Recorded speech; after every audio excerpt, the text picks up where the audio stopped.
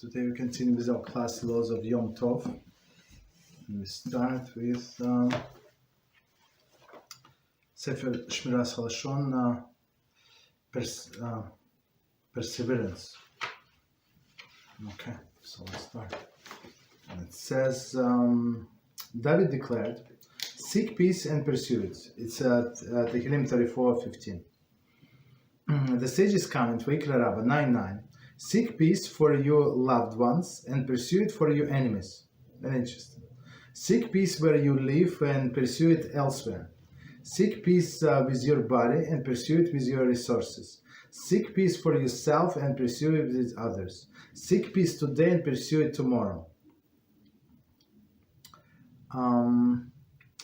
This final exploration means, this final exhortation means that one should never despair of making peace. Rather, he should pursue it today and then tomorrow. Okay. And then the next day until he attain it. Okay, so let's try to read it again and understand. So David says, seek peace and pursue it. Okay, that's, so seek, meaning without maybe not too much exhaustion, but pursue it, it's when you exert yourself. The sage's comment, seek peace for your loved ones, meaning I guess it's easier to seek peace with the people that you love. You're ready to give up things like give in or something, right? And pursue it with your enemies. So now you have to exert yourself. It's not such easy to pursue peace with your enemies. Seek peace with your life, where you live, and pursue it elsewhere. So when you live, it's easier. So you want peace in your surroundings, but elsewhere, so it's like far away from you. Maybe you're not so interested, right? Seek peace with your body and pursue it with your resources.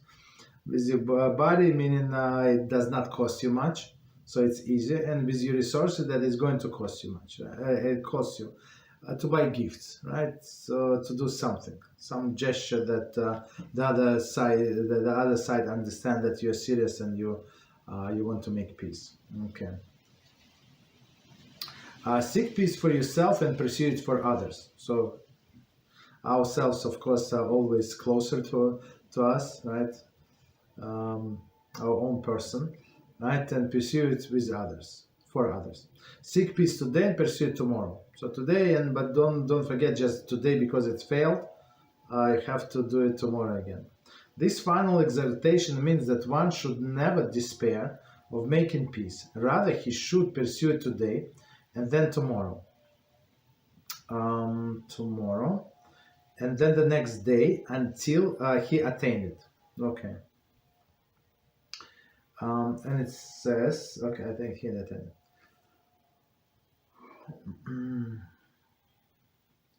If a thick ropes were put with the thick ropes which pull a wagon are strained regularly, they will become weak and eventually will tear. So it is with a strife. If one does not succeed in making peace on his first or second attempt, nevertheless he should not abandon his pursuit on his sacred achievement. It's very interesting. So it's very interesting parable, right? It says in olden days they put a wagon or sheep or sheep, whatever they pull with a rope, tight rope, right? But if you use it for many years, it will become like weak, right? And it can snap at one point. Right, so and they eventually will tear. So they say same with a strife. Try one time, 2 times, 3 times, many times, and eventually you're going to weaken it, right? And you will be able to put it off. Ultimately, his words will accomplish. Okay. If he will have no effect at all upon the prime quarrelers, because they have become overpowered by appetite of triumph, and are blind to the blind to the triumph. Okay, he may be able to influence those who have been drawn into the quarrel that is not their own. So at least, so maybe this the primary parties are not going to listen to it because they want triumph, they want to avenge themselves, right? But other people who have nothing to do with a quarrel, so that's much easier customers. So try those. In this way, he will save them from the bitter retribution, which results from the strife. So basically, you cannot help everybody. So at least you can try to help whoever you can help. In this way, in the way of Moshe, who saved On and Korach's sons. Okay, right? So you see, somebody is not of us; they just got pulled in because he felt embarrassed. He wanted to be popular. He wanted to be needed. Like some people say, no, I cannot come because they call me for a mincha. So people they need me for a mincha. So people want to be needed. If somebody tell them that you please come for a mincha, but if nobody tells you that you're not going to come, and unfortunately that's what people do. If nobody asks him tell them that we need you, they're not going to come. It's a very sad situation. Okay. So the people like that, so you can try to discourage to pursue this dispute. Stop here. Any questions? Okay, no problem. So we continue with our. So we started new chapter number 7, and big topic is a huge topic. Is sorting.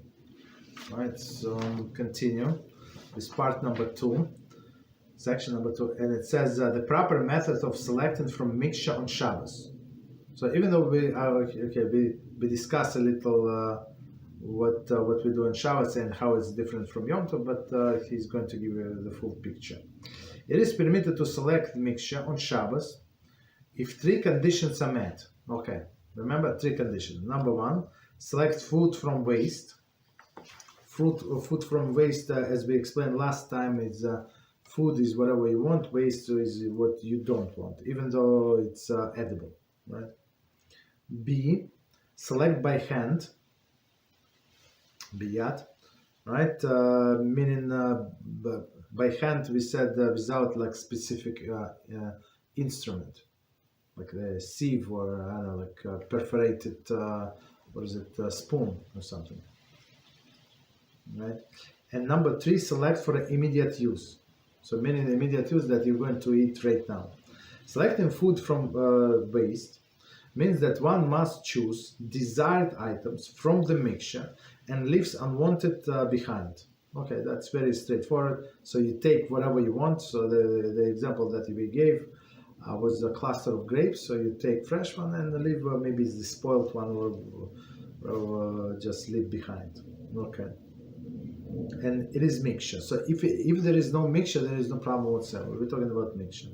Selecting by hand means one may not use a utensil to aid his selection, right? But of course we said if you need to take I don't know, something like from the soup, like a piece of potato, so you're not going to take it with your hand, so you take it with a spoon or something, or with a fork. Right? It's not considered to be like specific instrument. Okay, so continue. Selected for immediate use means that selecting must be done immediately prior to using this item, right? Or in a preparatory period that immediately precedes the meal. So we and we explain. Let me just quickly see if he's going to explain or not. I don't think so. No. Okay. So he's not going to say. No problem. So immediate use is I think we discussed a little. It's all the time period that you need to prepare for the meal. It could be even a few hours. It could be 5 minutes. But in your plate, yes, it's only if you are ready to eat. Okay. or it's on your fork and you want to take it out before you put it in your mouth. That's for immediate use. Okay. So continue. Part number 3: sorting on Yom Tov.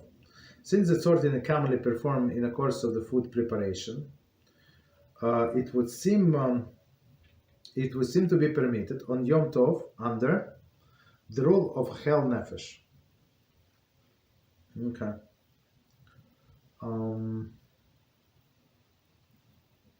So one more time. Since the sorting is commonly performed in the course of the food preparation, it would seem to be permitted Yom Tov under the rule of Hel Nefesh. So whatever you need for your bodily needs, right, for food. So meaning, since we are allowed to do all of the preparations, like from the beginning, starting with Shchita, for example, right? So looks like we can do other sorting as well. But let's see. There are some exceptions, but let's see. Thus, one should seemingly be allowed to sort on Yom Tov even without fulfilling the 3 conditions described above. Right?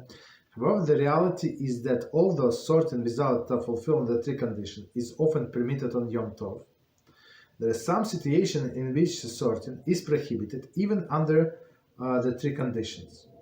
There are also certain situations in which the sorting may be performed only in unusual fashion, by the means of the Shinui. Okay, so let's do this piece again, and we're going to explain. It's a lot of information.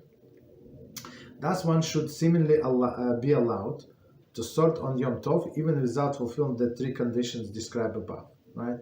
So, but even before we continue, we said previously, so you're not allowed to prepare for the next day, for sure, right? Whether it's next day is a holiday, or next day is Shabbos, or next day is weekday, right? Only on today. So it's there is already limitation. So you would be allowed to do only thing that permitted for that day. Okay, that is needed for that day. However, the reality is that although the sorting without fulfilling the 3 conditions is often permitted on Yom Tov, right? As we said in many times, there are some situations in such sorting is prohibited, even under these 3 conditions. So what we said, just to remind us, so we would be able to use even special tools, right, to do that. Okay. There are certainly situations in which sorting may be performed only in unusual fashion. That is by means of the Shinui, right? And semi-permitted ways, like usually it is forbidden, but in cases of necessity, our rabbis would permit, but it was a Shinui, meaning unusual way. So unusual way, what it would be? Like mixing, for example, mixing with an unusual way, you mix with your finger, right? Or you mix with a knife. Nobody usually mix with a finger or with a knife. Okay, so let's see. To clarify the halachas, we'll divide them into 3 categories. A situation in which borer is permitted. So that's first one is very simple, right? Whatever is permitted, you can do any way you want. B, situation with borer may be done only by the means of Shinui, meaning deviation. And C, situation in which borer is completely prohibited. So even, as we said, even on Yom Tov. So it's the halacha is much more lenient on Yom Tov than on Shabbos for a borer, but there are some exceptions. Okay, so let's see. A, situation in which borer is permitted. Selection that normally done in a daily course of food preparation, and which cannot be done with equal result prior to Yom Tov, is permitted on Yom Tov. For example, vegetables are commonly peeled on a day that they will be eaten, and lose some freshness if peeled earlier, right? Unless they're pickled. Okay. Therefore, it is permitted to peel vegetables on Yom Tov, except for the purpose of pickling. Okay. Without regard for the condition that apply on Shabbos. One may use the specialized utensils that and may peel something that will be needed only for later in the day. Okay, so let's do this piece and we're going to explain. So number one again, so it's the most lenient situation when you can do sorting. Okay, so one more time. Selection is normally done on a daily course of food preparation, right? We know that. And in which cannot be done equally, results prior to Yom Tov is permitted on Yom Tov. So if you, as we said before, so our sages actually wanted us to enjoy the Yom Tov, and they said whatever you can do before Yom Tov, you're obligated to do before Yom Tov.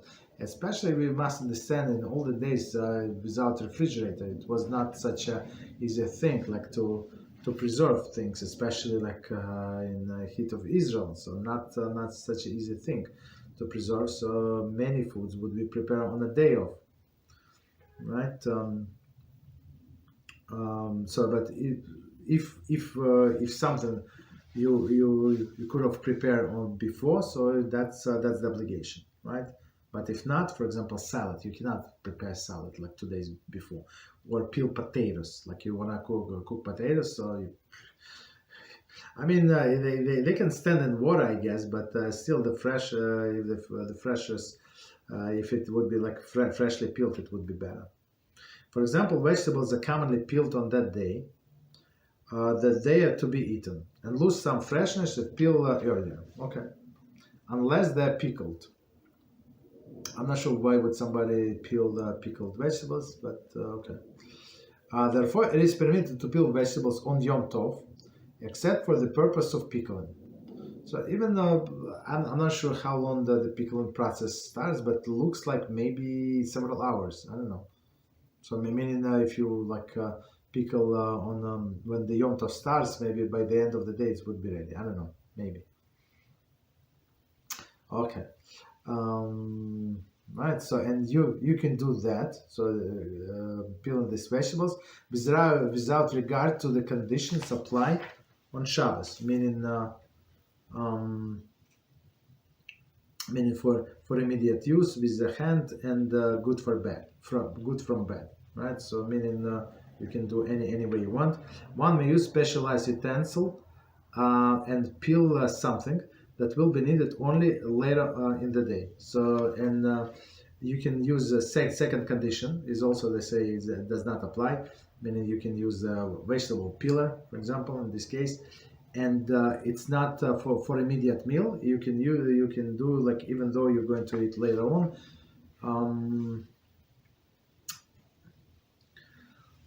The way I understand, so it's like if you do it before the morning meal, it's obvious, right? But here maybe they're going to eat later on, meaning in the evening, but before the Yom Tov ends. That's the way I understand. Or they do it when the Yom Tov starts at night for the morning. That's the only explanation that I would have, right? Because usually people don't eat. People don't eat the third meal on Yom Tov. Continue. If the selection could theoretically be done the day before with equal result, but the item was unavailable for selection prior to Yom Tov, the selection may be done on Yom Tov without regard to the condition applied on Shabbos. Okay. So again, so if so even if the quality of the food would be the same if you do it before Yom Tov, but the food was not available for whatever reason, you're not obligated to shop like before, or like somebody gave it to you, whatever they told you that it's going to be, but you did not come to pick it up or something, whatever. So you're not obligated to do it with a Shinui. You can do it straightforward way. The same rules apply if one was too busy before Yom Tov to do this selection. Okay, no problem. So that's good, meaning too busy preparation for Yom Tov. Okay, continue. Next one, restriction. Even the circumstances described above So all of the, like in all of these cases, all of the three conditions that is we use for Shabbos do not apply. That's good. Restriction. Even the circumstances described above, there is one qualification to the rule permitted borer. Although the condition to apply on Shabbos, one may be disregarded. The sages impose new condition and required that the selection is done in a manner that causes the least possible effort. The sages' motives were to minimize unnecessary burdens that might arise in the course of the food preparation and detract from people's enjoyment of Yom Tov. Thus, in a case where it is easier to select the unwanted waste matter and leave the good behind, there is several grapes on a cluster were crushed. Okay, one should select by removing the waste. And in a case where the verse is easier method, for example, crushed grapes are more than numerous than the whole ones, the selection should be done by removing the food from the waste. When both methods are equally convenient, one may choose either of them. In all the cases, it is forbidden to sort something that will be used only after Yom Tov. Furthermore, it is forbidden to utilize utensil that is commonly used for large-scale sorting, for example, a sieve, etc. Okay, see paragraph C. Okay, we're going to get to it. Okay, so let's do this piece from the beginning and we're going to explain. Just 1 second.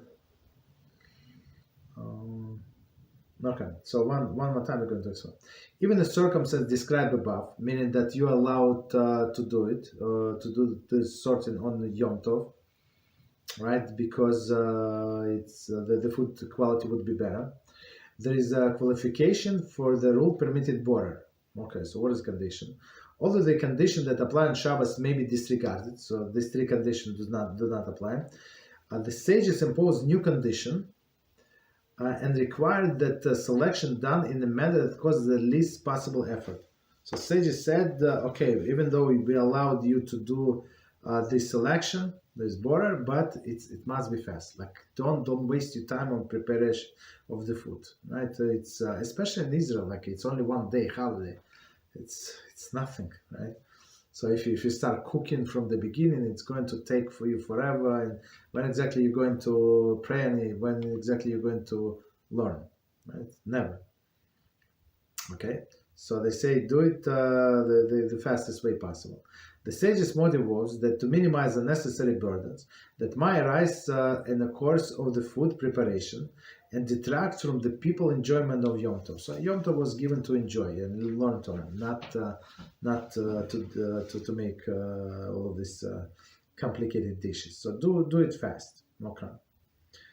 Thus, in a case where it is easier to select the unwanted waste matter and leave the food behind, right? And the example is the grapes. One should select by removing the waste. So it was actually the first condition, even though he said that all of the three conditions are disregarded on Shabbos. So here is he gives an example how we would disregard this condition. The first one is good from bad, right? So he said basically you can do bad from good, right? You can do like spoiled grapes from cluster and leave good one behind. Okay, so on Shabbos, as we said, exactly opposite. And in a case where the reverse is either method, for example, crushed grapes more numerous than the whole ones, the selection should be done by removing food from waste. So, and the opposite, I mean, they say crushed grapes. I'm not sure what's the problem with crushed grapes, but for me, like I understand better spoiled, right? So if let's say like the whole cluster went bad, so and only few of them that you can save, so you're allowed to take only few, like to save. So whatever is faster, whatever is less less work, do that. When both methods are equally convenient, one may choose either of them. So okay, there is a free choice. Okay, so just do it wherever it's convenient, easier to do it. In all cases, it is forbidden to sort something that will be used only after Yom Tov. So we said that, right? No after Yom Tov use. Right, after Yom Tov, we said whether it's weekday or Shabbos or another second day of Yom Tov, does not make any difference. Furthermore, it is permitted to utilize utensil that is commonly used for large-scale sorting. For example, sieve. Okay. So maybe some miniature sieves, like to make only like for limited amount of flour. But if that's the only one you have, and you need to make bread, so I mean you're going to use that. Okay. Continue. So B. Situation in which border may be done only with the means of Shinui. So meaning it's not such a straightforward cases, and Shinui is, as we said before, deviation. So you do it, you change the sequence of the events, or do it like opposite with the back of your hand, something like with different utensils. Okay. We have learned previously, see chapter 2, that the rule of a Hel Nefesh permits the performance of the Melacha on Yom Tov only if Melacha could not have been performed with equal results before Yom Tov. So, and we repeat it a few times by now.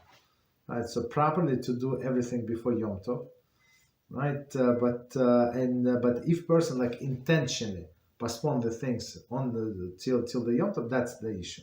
So as we said earlier, if person was prevented from doing early, right, he had to attend to some other needs, or I don't know, he was the item was not available, something like some good explanation. There is no problem, so we would allow him or her. But here, when a person had a specific in mind, so I don't want to do it now, I'll do it on Yom Tov. Anyway, it's day off. That's the problem. Accordingly, if mixture existed before Yom Tov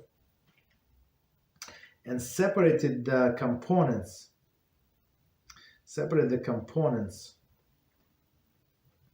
at that time could not separated components at that time would not adversely affect the other qualities. One may not separate them on Yom Tov in the usual manner. I apologize. So one more time. According to mixture existed before the Yom Tov, if mixture existed before Yom Tov and separated the components at that time would not adversely affect the quality, one may not separate it on Yom Tov in the usual manner. So he could have done it before the Yom Tov and did not. The mixture was then, right? Let's say the spoiled grapes, and he knew it and did not want to do it for whatever reason. So now we can do it only with deviation. What does it mean? In this situation, one must utilize the Shinui and unusual methods of doing task. The standard Shinui is to select food from the waste on Shabbos, rather than remove waste from food. One may utilize a utensil and may perform the selection for the later use.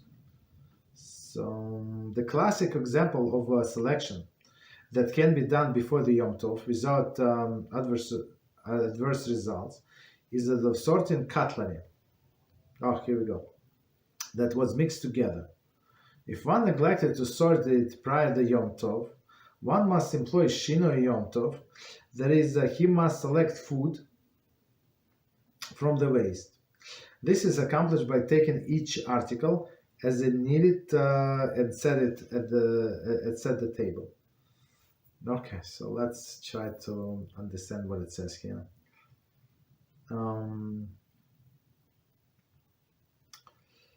So we're trying to understand what is how would we employ Shinui, right? In this case, in a case where we could have done this sorting before the Yom Tov, the mixture was then.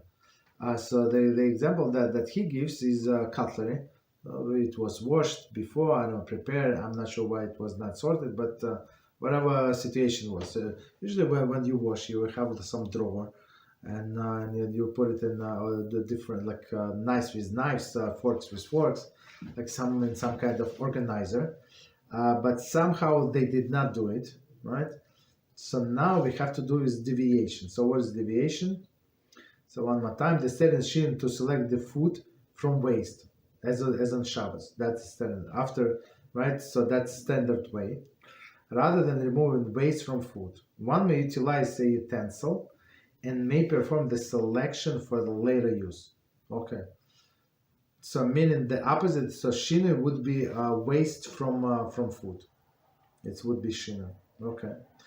And with this cutlery, classic example of selection can be done before Yom Tov without adverse result, right? Meaning knives put knives next to the knives and forks to the forks, right?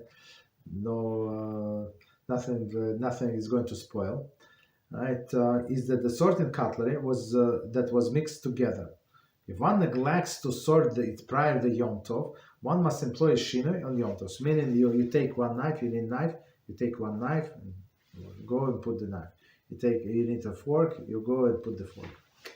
So that's how we deal with the mixture. Okay, or to just to break the mixture. If you scatter it around, and so now it's no longer mixture, so you can take in any way you want. Okay, any questions before we continue? Let me know. Okay, so no question. I mean, we discussed many of the things before, but now it's like we put it in perspective. C. Situation in which border is completely prohibited. We learn in chapter 2 that performance of any melacha that ordinarily done on a large scale is prohibited on Yom Tov. Melachas such as border, which are sometimes done on a large scale, sometimes on a small scale, may be done only on a small scale. Therefore, with respect to the mixture that are generally assorted on large scales, the prohibition of border applies. If one is forbidden to sort even a small amount of such a mixture. For example, it is forbidden to sieve flour or to remove impurities from grain on Yom Tov, because this procedure is normally done on a large scale. This is forbidden even if one fulfills the three conditions applied on Shabbos. Furthermore, even in situation in which border is permitted, and in which one is allowed to utilize utensil for the selection, one may not utilize utensil that is used primarily for selecting large quantities, such as sieve. So we're going to see in a practical application. So I mean, you need to screen this flour, otherwise you cannot use it. Sometimes, so a few times we found actually some kind of box in the flour, light box. That way we had to throw the whole pack. Actually, a few of them. So we have to be very careful. Just because it was sealed, absolutely sealed, there was no problem with the packaging. But sometimes there is special box in this in a flour. So, but if you don't use the sieve, so you would never ever find the amount. Okay, because they're pretty small. Okay.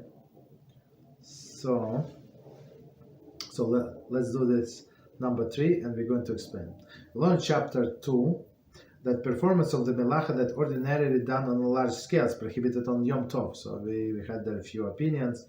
So of course we go like by middle of the row opinion, right? So if it's done usually on a large scale, so we don't do it on Yom Tov. Why? Again, because people, the main idea, people are going to say, I'm home anyway, I'm off, so let me do these pickles, for example. So nobody pickles 3 pickles, right? Usually people do, I don't know, a lot, 10 pounds, I don't know how many.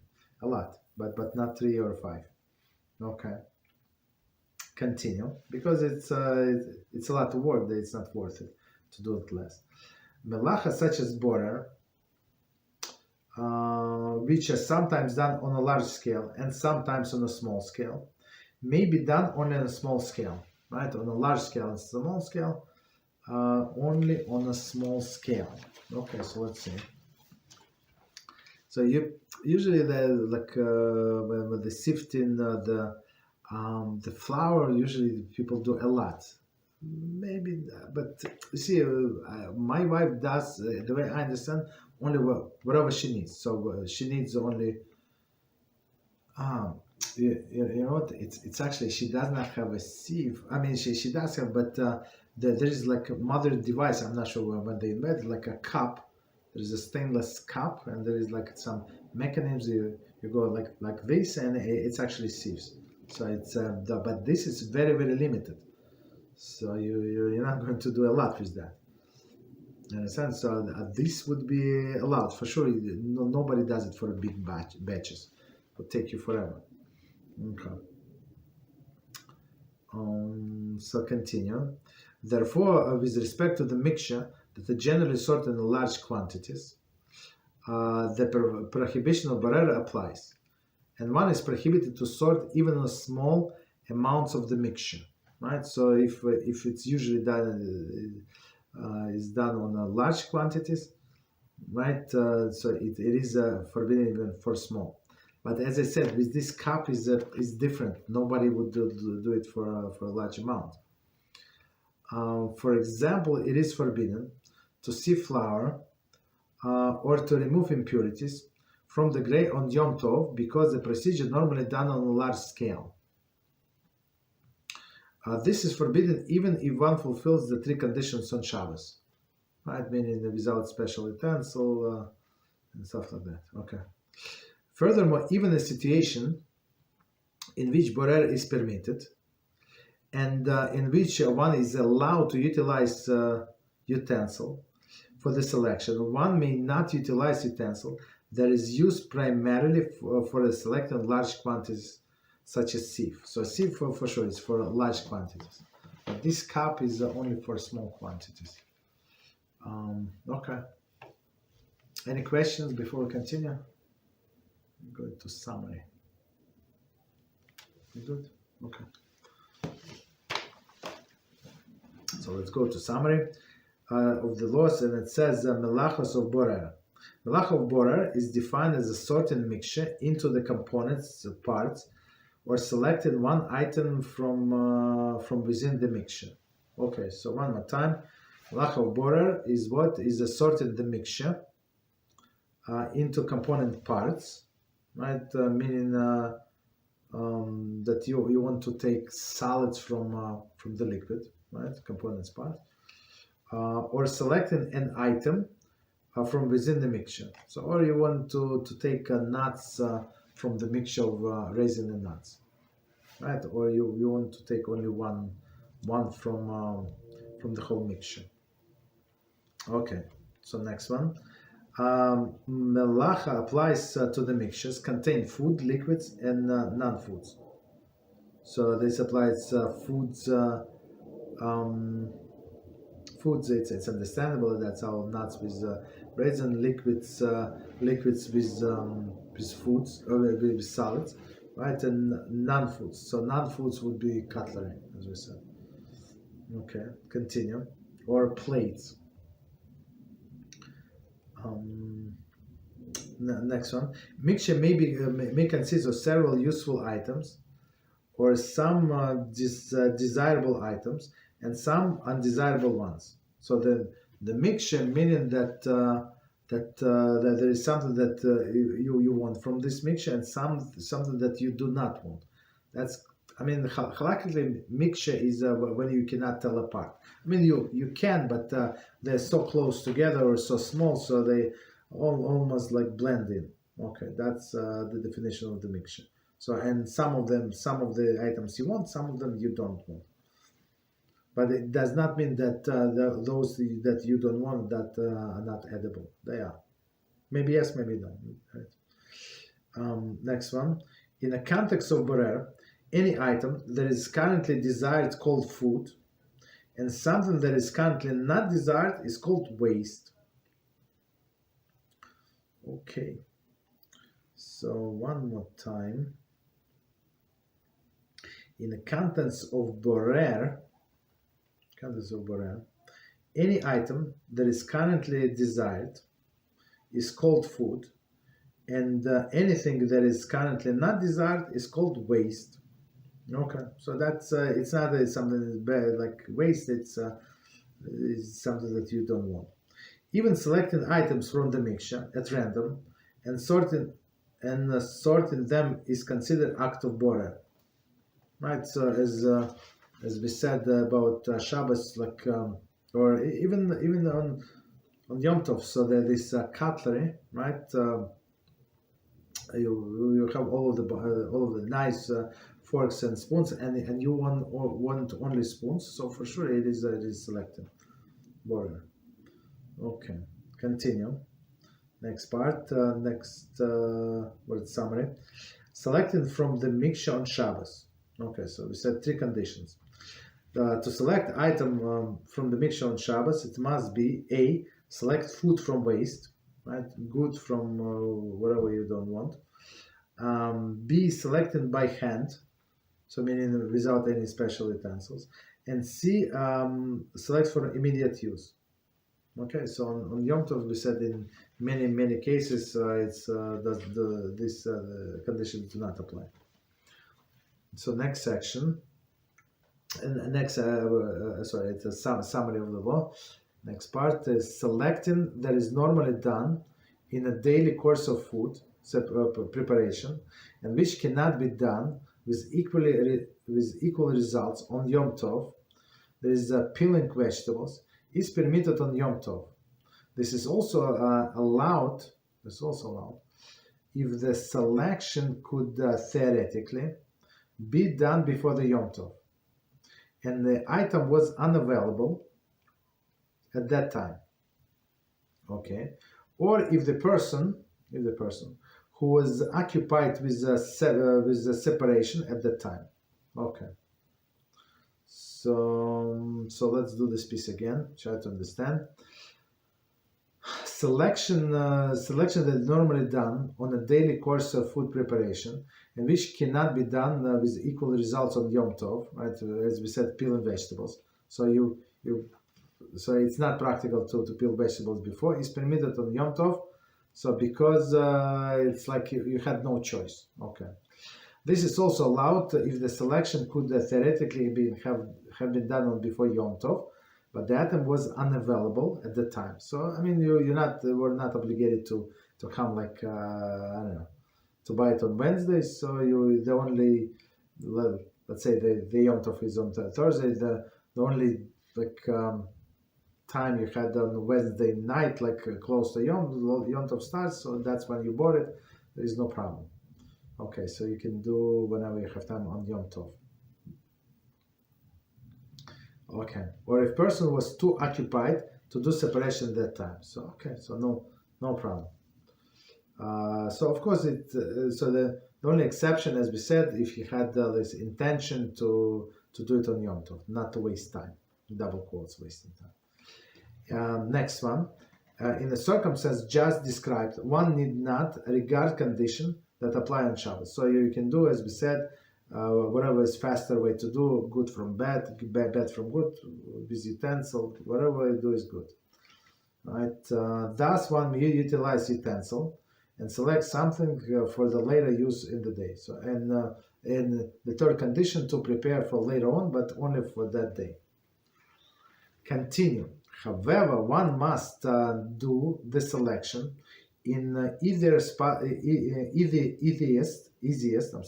possible manner. If there is a less food in the mixture, one must select food and leave the waste behind.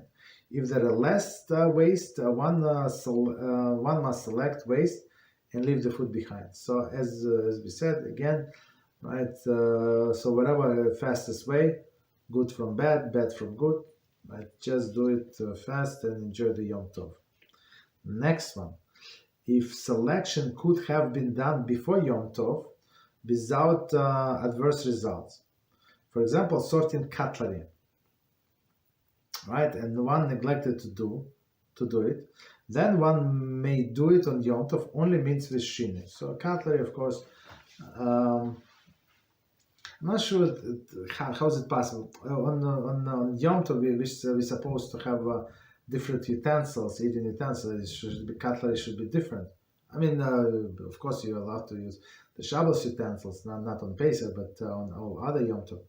But like you should have washed it and sorted it. I'm not sure why person did not do it, right? So that's the thing. Of course, as we said, if he was prevented, somebody was sick in the family, he was sick, he had to attend to somebody who is sick. So that's a different story. He would be allowed to. But we said that he was negligent.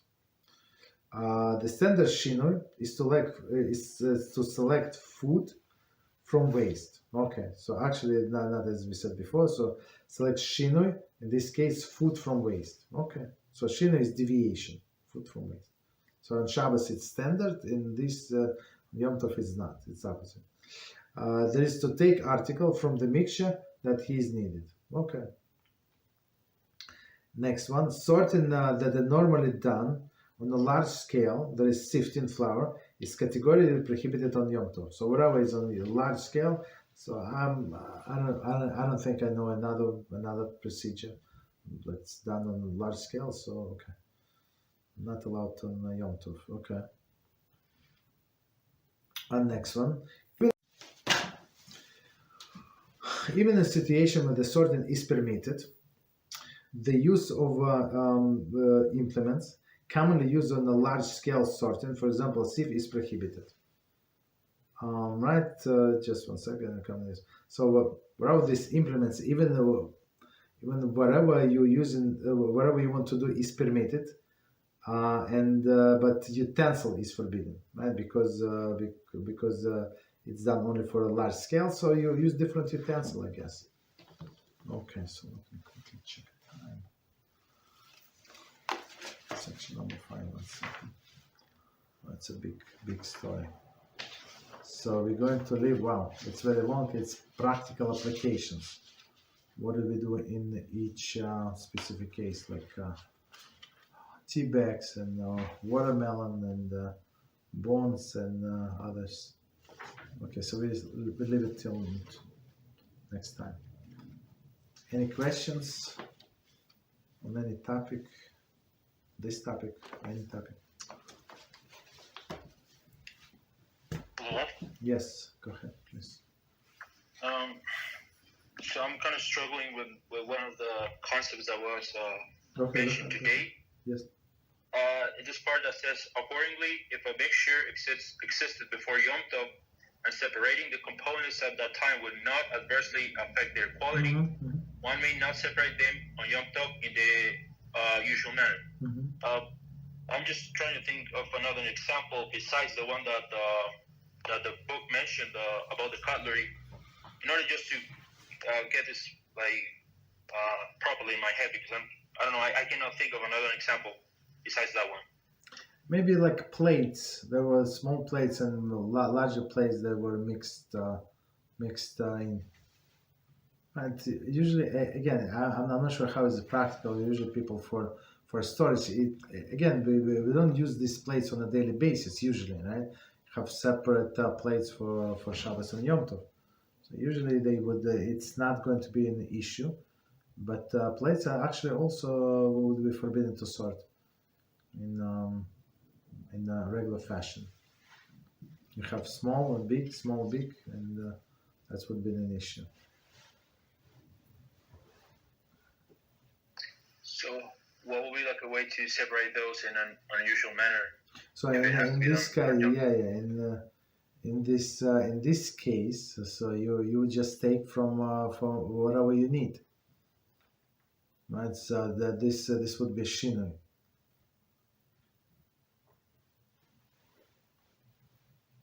It's not. I'm not sure. Like, you see, you would pick up for example, you have 3 big plates, but you need small plates, right, on top. So you pick up these 3 big one and take the small one and put the big one, large one down.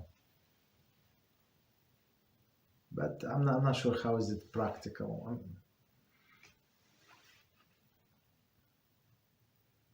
How is it practical? Meaning how often we would run into this kind of issue with vegetables, with other separation? Yes.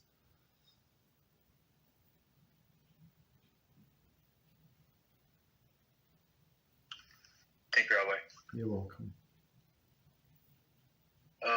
I have a question about Borer, but in regards to Shabbos, are we allowed to use a water filter during Shabbos?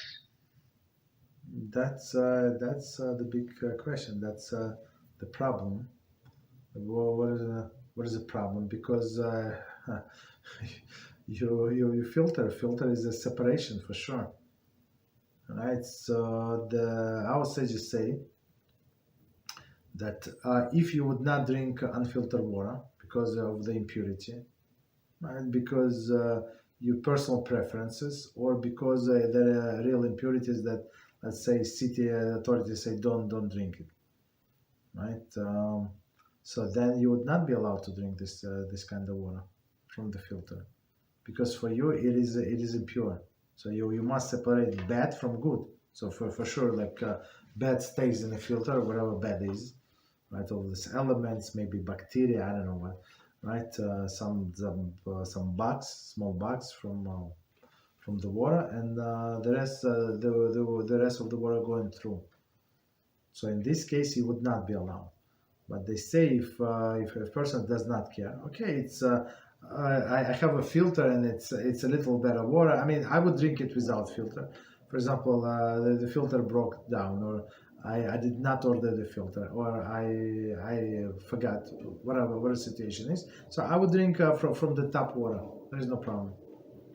I'm not that picky. So and for that person, there is no problem. A person can drink the filtered water. But person who said no, like some people, they're so particular, I'm going to drink only bottled water. Okay, so for that person, he would not be allowed to drink this filtered water. Absolutely not, because for him it is a mixture. For me, it would be a little improvement, which is there is no problem. But for him, it is a mixture, so for him it would be forbidden. So that's the answer. So, for example, I have one colleague that I used to work with, and he moved to Salt Lake City. We had another office in there, so he wanted to live in that place, Salt Lake City, and once I visited him there, and the water there is very bad, like heavy water. So he showed us in the basin like 3 filters, and it's a requirement. So you're not allowed to drink water. It's like it's going to kill you, right? Okay. So in this case, of course, the people would need to prepare the water for drinking before Shabbos. For sure. That's I think that's a perfect example. Thank you very much, Rabbi. You're welcome. What else? I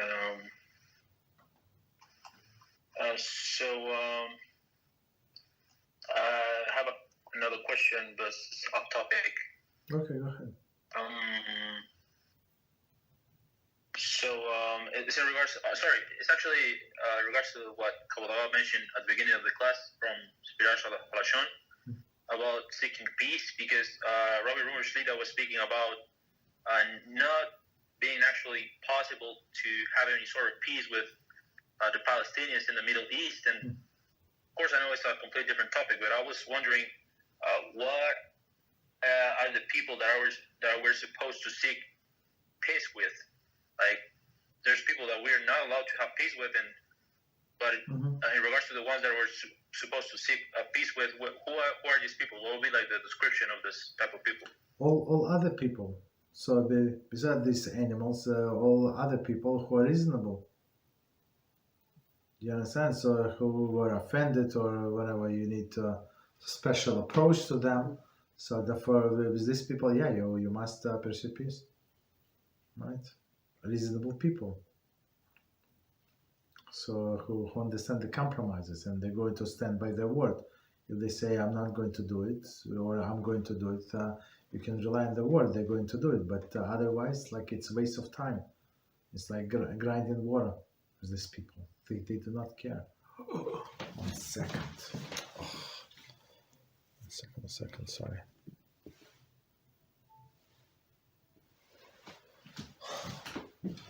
Forgot that's charge. Okay, go ahead. So basically, that's the people, reasonable people. So you can try to pursue peace, talk to them, and they give you many people would agree for a peace.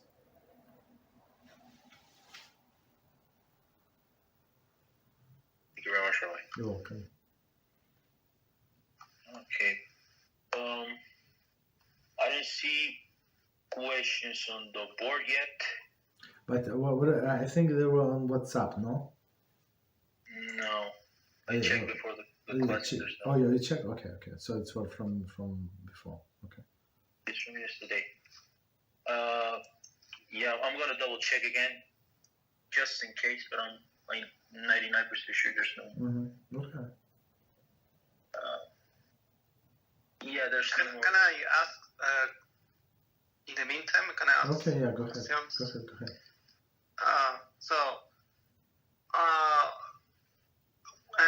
And I was reading about Jeroboam's reign,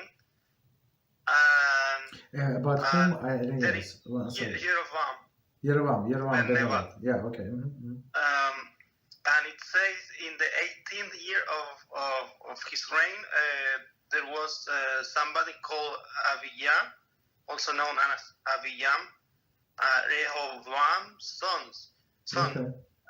and became king of Yehuda. Mm-hmm. So my question is, why this son of that is from the house of Yehuda has the same name as the son of Yerovam ben Nevat that got sick? Is there any Kabbalistic explanation why they have the same name? Is it exactly the same spelling? I don't think so. I was reading, and it seems that this is exactly the same name. Jeroboam had a son that got sick and was called Abijah, and also the other Abijah, but it's from different house. One is from the north, and the other is from the south. And I was wondering if there is a mystery or some explanation there. I'm not sure. We have to look into that. I mean, it's a Jewish name. It's like some names were popular, right?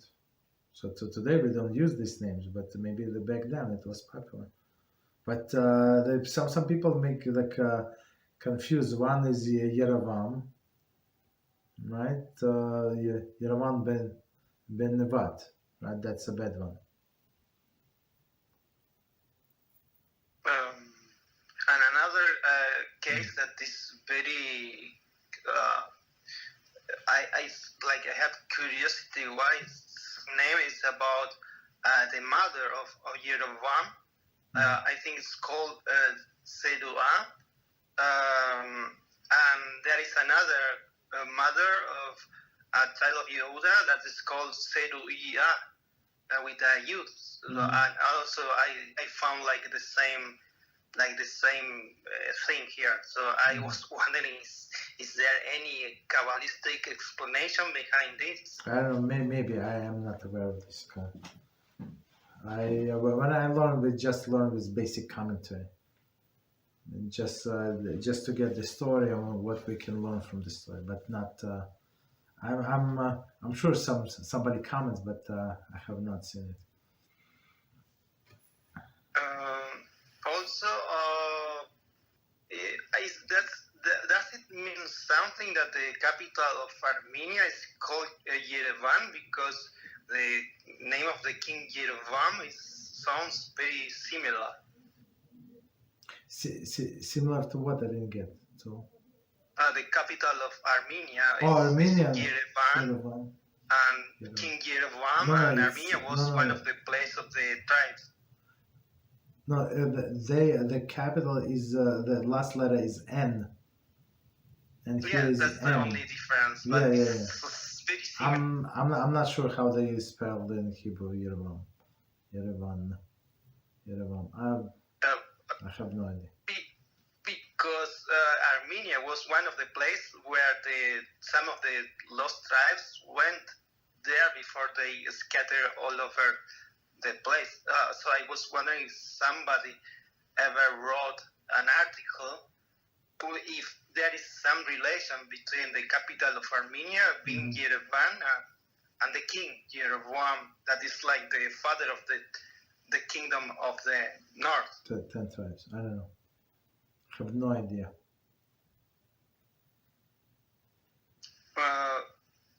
My last question for today is who is the Melech that rules over the land of Israel, given that even living in Eretz Israel is considered being in Galut? Is it the Roman ministering angel or the Pope?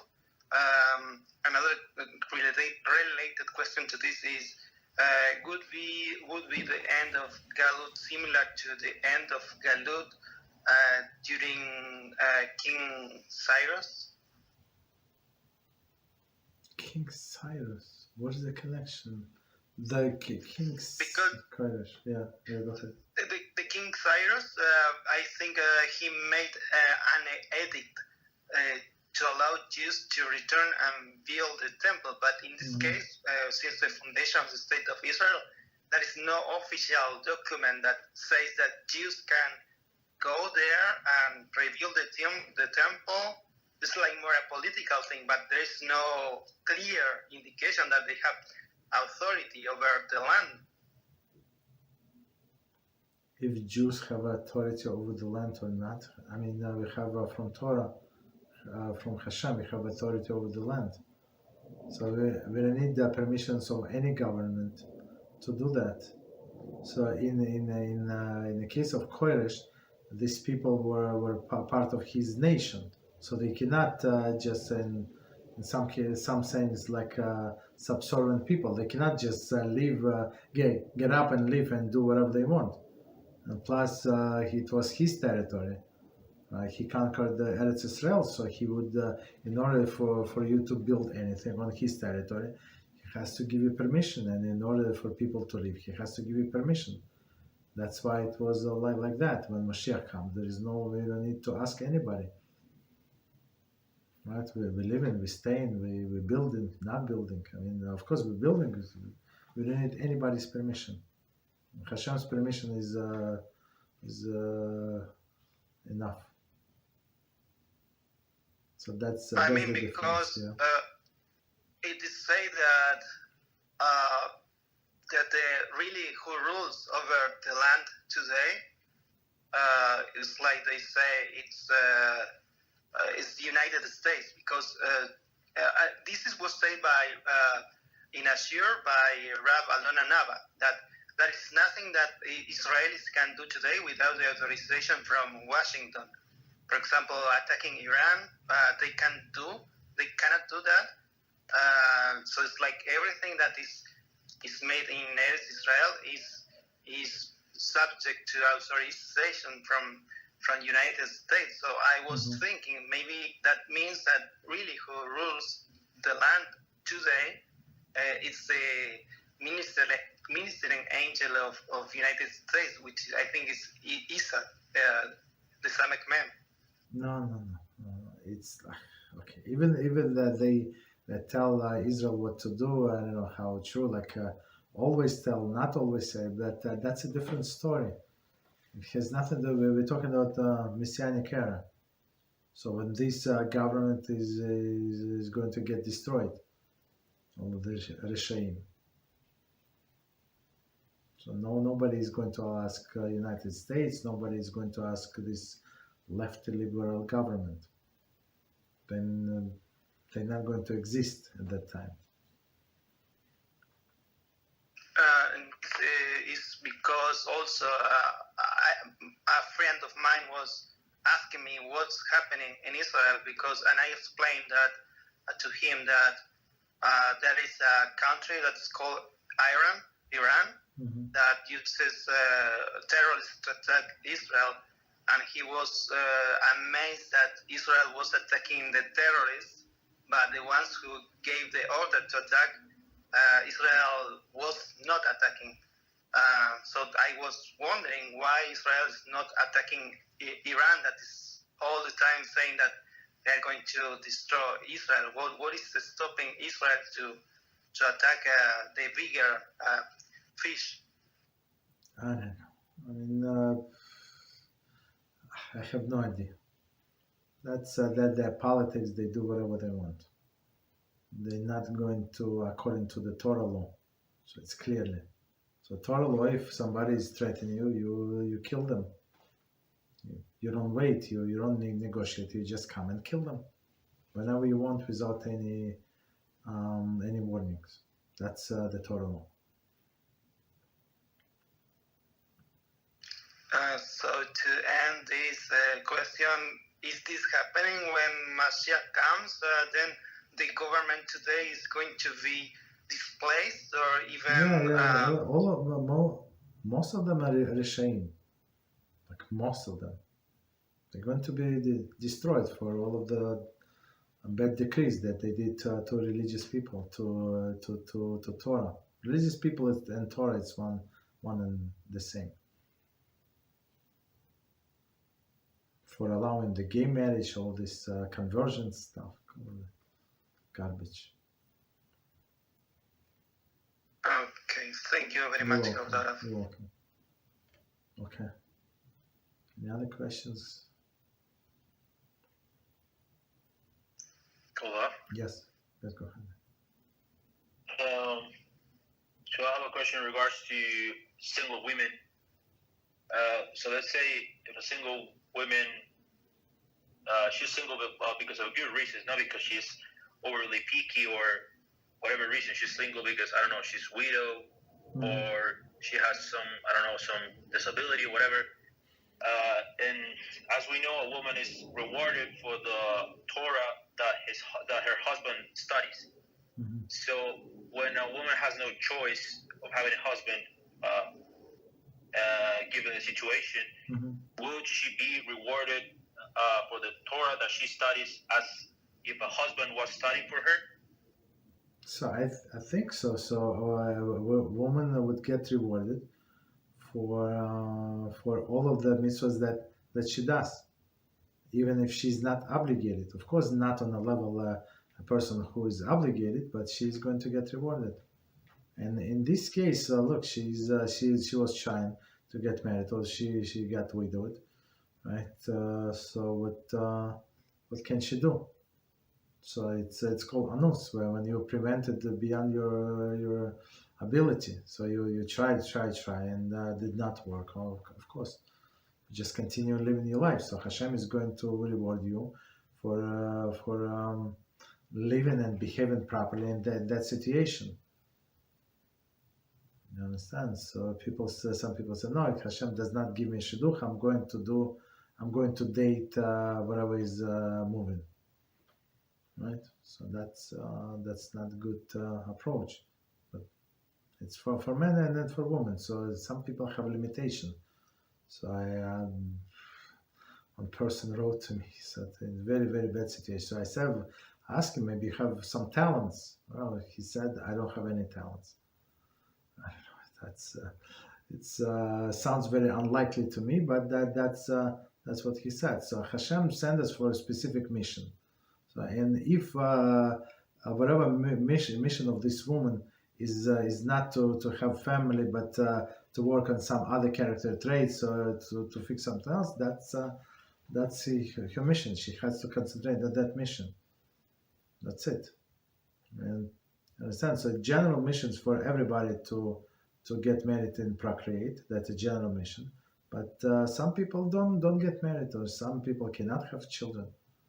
So this general mission exist, but does not apply to them because because it's something that out of their control, but they have to do the rest. So now they have extra time. So maybe Hashem remove this burden of the family from this woman or a single man, right? Because he wants them to concentrate and spend more time on something else.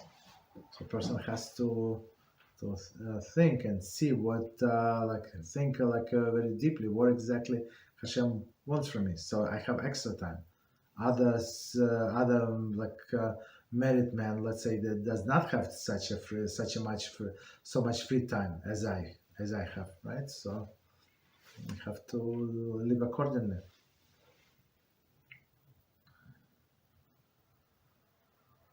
Thank you very much, Rabbi. You're welcome.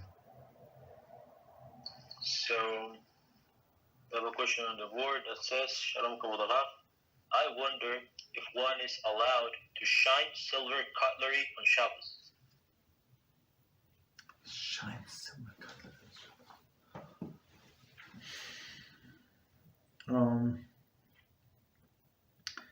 I think it would be probably Maki Bepatish. So the Maki Bepatish is a prohibition. It's the translation is striking the last blow of the hammer when you complete the product. So and this shining the silver on Shabbos, it would be like this, yes. And plus you have a paste, even though it was not applied. 1 second, let me think. Is it a paste because it's not pliable material, this silver. But at least this one. So and plus I would say it's a weekday activity. That's another prohibition. Weekday activity which is not appropriate for Shabbos. But it's a very good question.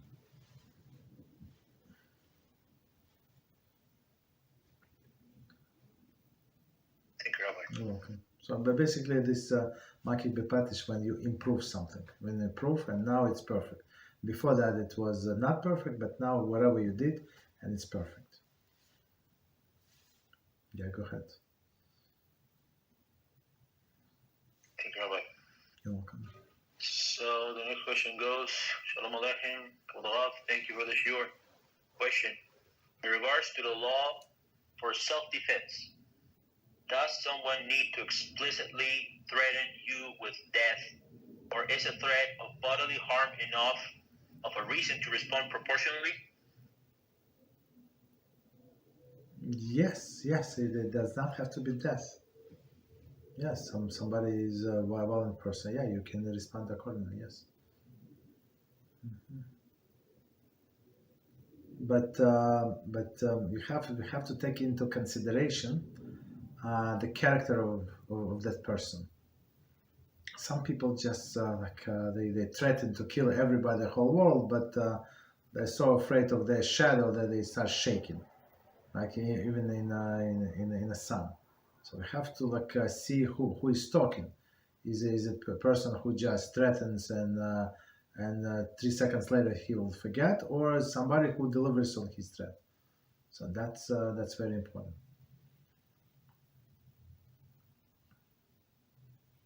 Right, and that's actually one of the rules. With Lashon Hara as well. If you're allowed to tell somebody that somebody threatened him, you have to analyze who is this person. Okay.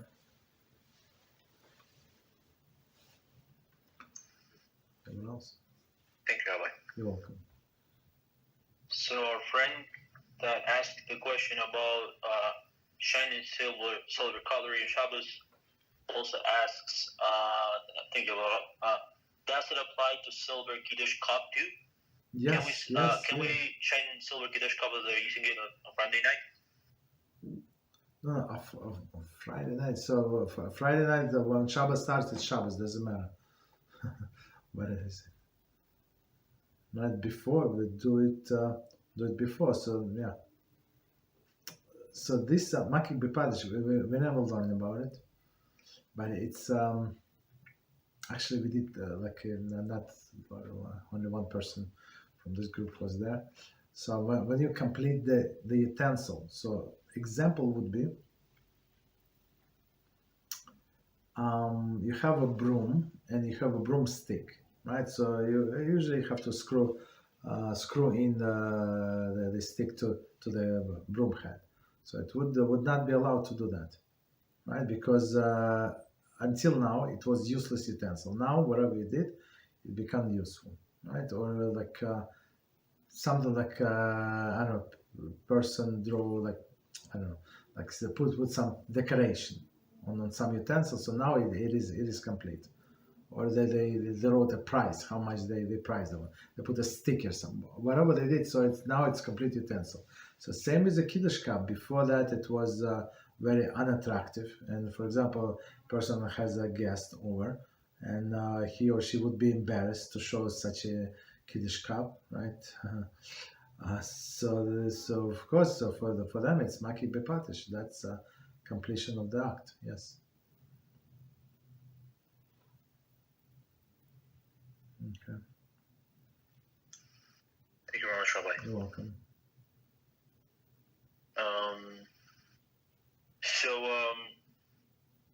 I have a couple questions.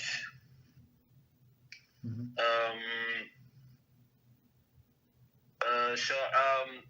Considering how anti-Semitism is so rampant currently, I was wondering if it would be like too extreme of a decision to start buying books online as much as we can, because I don't know. I think that these people eventually are gonna go against to those who sell books online. So I don't know if it would be like an extreme measurement to, let's say, get as many as digital versions of the books as we can before these people that sell books, Jewish books online, are gonna be banned from selling them. Why they wouldn't be banned? I understand. Because of the anti-Semitism. I think, and I don't know, I have this feeling that these people are going to eventually go for the Jewish books, and for those who sell them. I don't know if this would be like too much of a. I don't know. I think it's very far-fetched. I don't think so. So you want the books, so you can buy the books, but I don't think so. We have to be afraid of that. So and remember what happened with Corona. So it was people thought it's never going to end, even though it is around. But Hashem quieted down. So he delivered his message, took whatever people he was planning to take from this world to deliver his point across. I hope so. Right, and he stopped. So same as this thing. You understand? So we don't have to think too much ahead. Just live this day, so concentrate on your mitzvah of today. What do I need to do? Don't think about the next book on this book, today book. Did I finish my 5 pages, 6 pages, 3 pages that I was planning on or not? That's the most important mitzvah.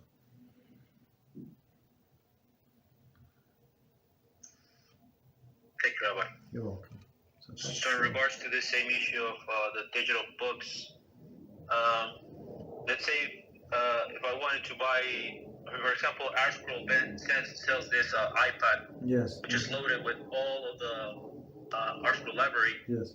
So I was wondering if getting it and not reading all the content that is within would be sort of like bringing a judgment upon the person, considering what I've said about not reading books. So does that apply with digital versions of the books? No, if you read some of them and have some of them for reference, I'm not sure it's the way I understand it's very complicated, not complicated, sophisticated application.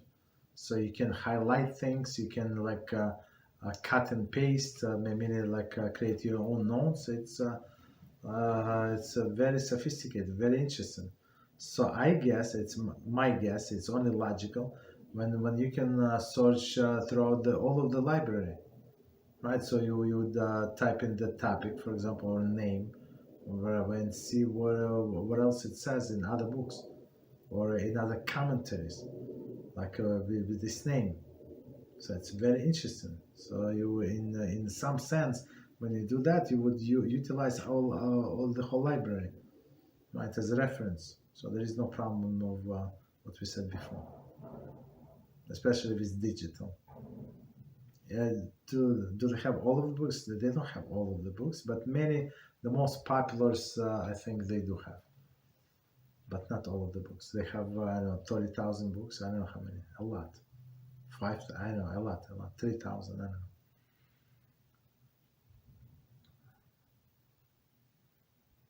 Thank you very much, Rabbi. You're welcome. Okay. I have it's like an issue that I have. It's a little personal, but I believe due to the urgency of the situation, I'd rather like disclosing it here. Okay. I think it's no issue if I do so. Some Jewish person here where I live told me that tomorrow morning, I believe it's in the morning, a Beit Din is coming all the way from New York, and they're going to be performing circumcisions to people here, to some people that want to convert subsequently. And some people from around the country are coming here and gathering up, and all of them are going to get circumcised. And this Jewish person invited me not only to go and witness the whole thing, but to get circumcised myself. And I was wondering, okay, I don't know who the Beit Din is. I don't know the rabbis. I do trust this person. My family knows him, but I don't know what I should do. Like, it's just like I don't know. I don't know what to do. I was wondering if Kabbalah could give me a sound advice in regards to this. It's not. Usually, people get some. I see that to get the Jewish circumcision, have to be like 30 days or 60 days away from your conversion date. So it's not like an undecided date. I mean, if a person can get the circumcision, Jewish, if they would agree, I don't think that they would. I mean, because there would be too many people, and plus, I think it costs money. It's not for free. They're not obligated to do it for free.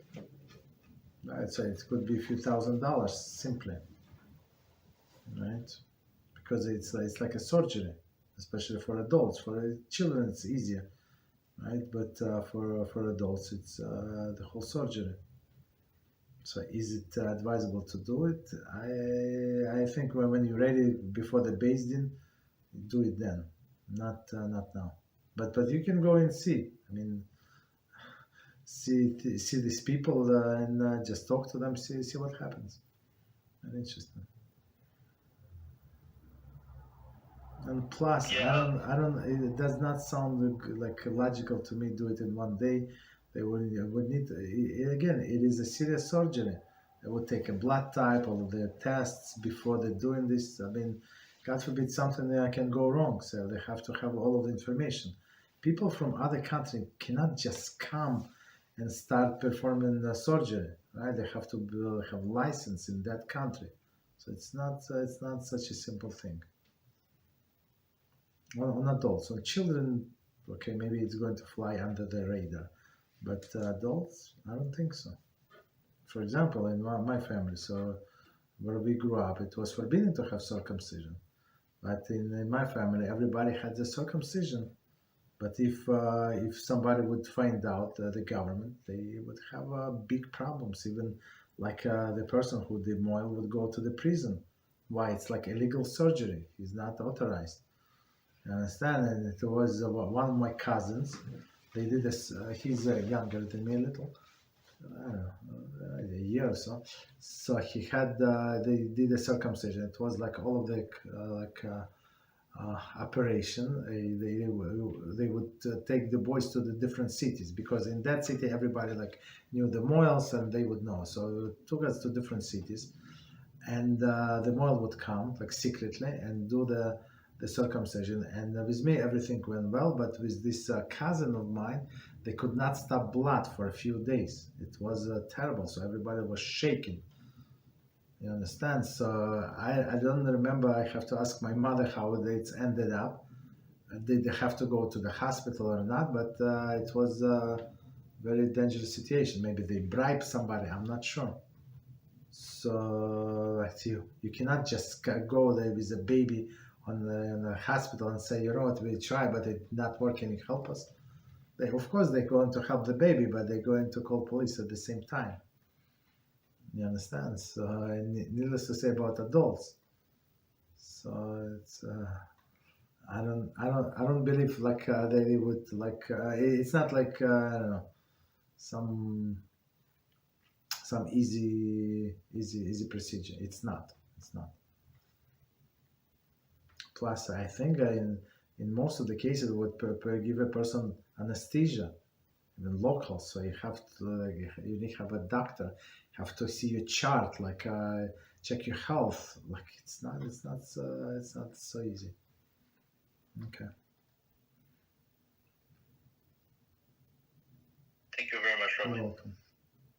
Hashem, Yeah, go there and check and see, talk to people, and get some experience. Yeah. I know that I have one guest in my house that said he was in his 30s, like in mid-30s, that he in the age of 29 he had circumcision, like without anesthesia. They gave him some vodka here in the States. I don't know. So he's this kind of people. So very adventurous, and they did it right there in a shul in what is it, Rabbi's desk. I don't know. Like that's how he explained. I don't know how is it possible, how is this, how is that, but that's what they did. But it's not proper. So, but the other people that I know, they actually, when it was a rabbi who is a doctor, or at least have some medical degree, some license from the government to do that. So it's especially because he does it on adults, right? And right. Okay. What else?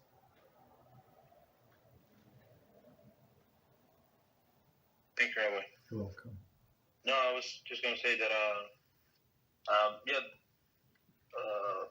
in regards to the money issue, I believe someone gave like a big donation there in New York. That's why they decided to come here and do these things. But anyways, okay, so go there and find out. Go there and find out. Yes, Hashem. In case you have another question on the board. This is in Parasha Vayera. It speaks about Abimelech abducting Sarah. And afterwards, Hashem warned Abimelech and Avraham, and Abimelech. And afterwards, Hashem warned Abimelech, and Abraham and Abimelech spoke together before Abraham went to pray. Okay, spoke together before Abraham went to pray for them, so that their bodily orifices would be opened again. Okay. If all of their orifices were closed, how did Abimelech converse with Abraham to ask him to beseech Hashem for this sake? Meaning the mouth counts as an orifice? Orifice. It's a very interesting question. So if everything was closed, right, including mouth, so is everything was closed? I think only the organs, genitalia was closed, I think. So because if a person cannot breathe, he's going to die. She's going to die. So what is it's not going to. It was not practical. So I think only some male and female organs were closed.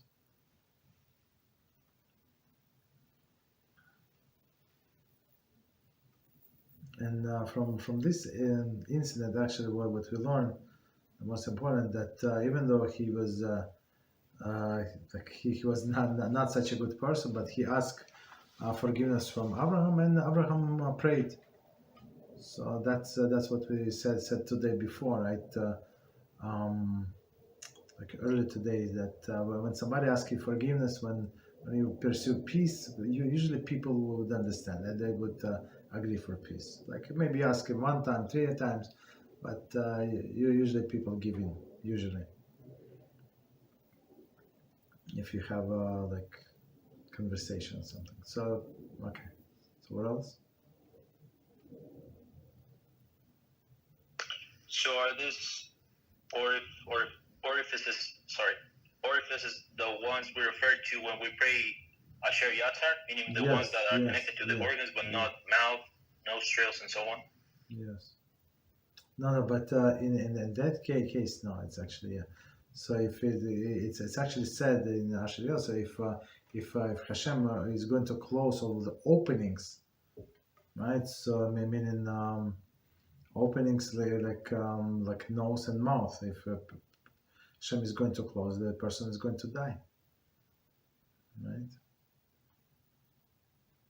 Or person like or if a person would not be able to go to the bathroom, right? So he's going to die.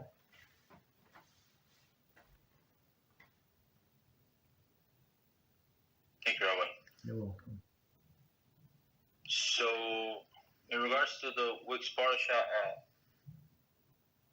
we know that Lot got saved because of the merits of Avraham Avinu, not because of his own, but then after thinking that the Messiah is going to come from Lot, I believe that he must have had some sort of merits in order to deserve that, or is this specifically the thing about the Mashiach also as a result of the merits of Avraham Avinu, the fact that Lot deserved this? No, he had actually his own merit, and our sages explain why Lot deserved this merit to have for progenitor of the Mashiach. They explain because he remained quiet. 1 time is enough, and it was an incident when they actually first went to Egypt, when Avraham and Sarah and Lot they came to Israel. Hashem did he brought the drought. There was no food basically. They had to go to Egypt to survive, and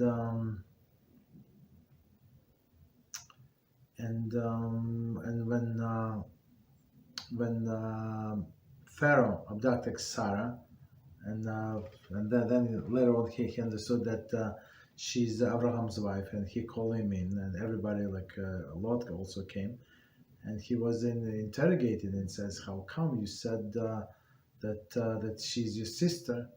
Right? And he said, "No, but she is my sister in some sense," and Lot was there, and he was quiet. And if we understand the story of Lot, the only reason he went with Abraham, not because he was such a big tzaddik, as we saw, like in the first opportunity he went to Sodom and Gomorrah, right? But because he was the only heir, right, to the Abraham, so he wanted his money basically, right? So if Pharaoh would kill Abraham because he lied to him, right? So guess what? Lot would inherit everything, and that's what his goal. And how the support for this idea, another support, is actually, it says in the last week parasha that when shepherds of the Abraham and shepherds of the Lot were arguing, what was the argument? Because they pasture the shepherds of the Lot pastured the sheep in the people's fields, and shepherds of Abraham said, "You normal? It's like stealing. You normal? Like what are you doing?"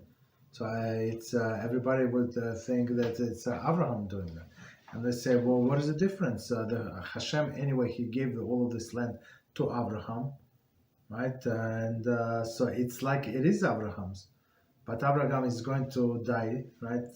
One day or another, right? Anytime soon, right? And who is going to inherit? So Lot. So it is Abraham, but it's ours. So it's our land. So we can pasture whatever we want." So some crazy mentality. I mean, there is some logic to it, but it's crazy logic. That's when Avraham found out. He said we have to split. So basically, it was in the house of the Lord. So everybody knew that one day he's going to inherit his uncle, because his uncle did not have any kids. That was the whole goal of Lot.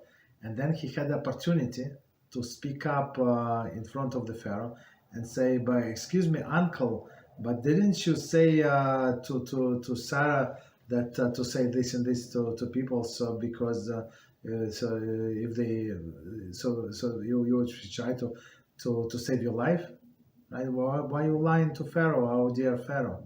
So of course the Pharaoh would kill him, right? And Lot would inherit. And you know what Lot did? He was quiet, and because this one moment of quietness, he deserves to have Mashiach come from him, because that person, Lot, went against his nature.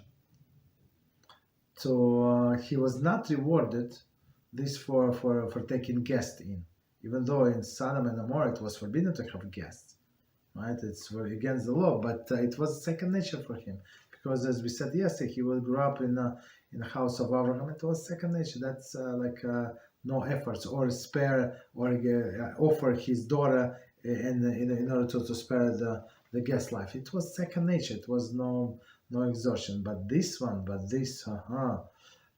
go against his nature and said, yeah, let's what can we do, right? What can we do? I mean, he could inherit everything, and he was quiet, so he went against his nature, and he was rewarded for that. Yes, that's a lesson for all of us. That reward is coming for something like when you work on yourself and you overcome the desires in nature. That's nature, desires, and character. It's one of the same thing. And habits, it's all the same. Okay, what else? Thank you very much for that. You're welcome.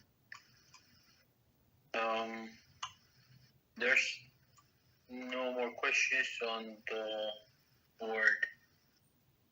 There's no more. May I ask one last question? Yes, go ahead. So it's like two questions within one. So, who are exactly the descendants of Esau, meaning Edom, these days? Edom, so we don't know who is Edom. It's a mixture of nations. I mean, they mix with Ishmael, we mix with other people. It's hard to know who is Edom. But I would say original Edom was where was it? Edom was maybe when Syria is today. Was it to the north, to the south? I don't exactly remember. But someone neighboring of Israel. So today, of course, there is different people. There are Ishmaelim, or a mix of Ishmael and Edom. Right, and then they went to up north to Europe, right, and many European nations, like partially Edom, Germany, right, of course. Thank you, Rabbi. No, because I was kind of connecting the dots. Of course, it's just like something I thought about, but I heard that the actual descendants of Edom, or the people that can be considered these days Edom, are as I mentioned, some people from Europe and perhaps England, the United States, and I was wondering that why is if it makes sense to say that the affinity that these people have towards Christianity is because they are descendants of Esau, meaning Edom, and Christianity started all from Esau himself, meaning Yoshke, which is like reincarnation of himself. So I was wondering if the one thing has to do with another, or not necessarily. I think so. Yes. Yeah. So that's. I mean, it's at least it's one of the connections. Yeah.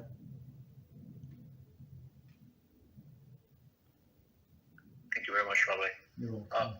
There's another question on the board. May I read it? Yes. Go ahead. So our friend says, question from our mom.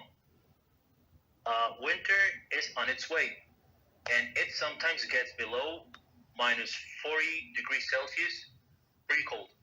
Is it permissible for women to wear pants underneath their dresses or skirts for insulation? Yes. Yeah. There is no problem with so. Yes.